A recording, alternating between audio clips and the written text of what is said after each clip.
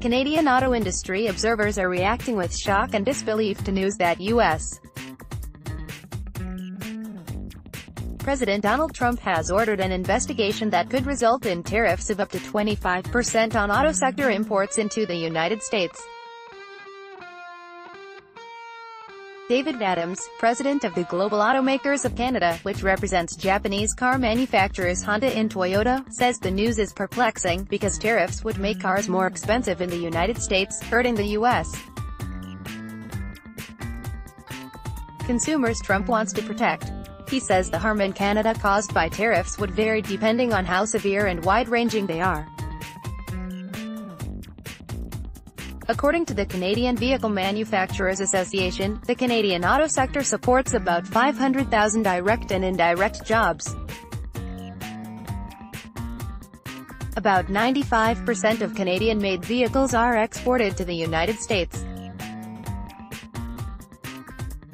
Trump's move is seen as an effort to gain a bargaining chip in stalled talks with Canada and Mexico over the North American Free Trade Agreement. But the move was condemned by the U.S.'s trading partners on Thursday, including China, Japan and the European Union.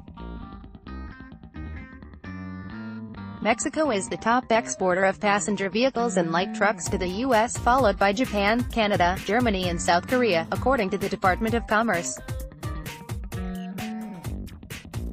Japan's Minister of Economy, Trade and Industry, Hiroshi Chihiko, said Japan, which accounts for about 40% of U.S. vehicle imports, will continue to remind U.S. officials that any trade measures must conform to the rules of the World Trade Organization. If such a measure is taken, it would be an extremely far-reaching trade sanction that would put the global market into turmoil, Chihiko said.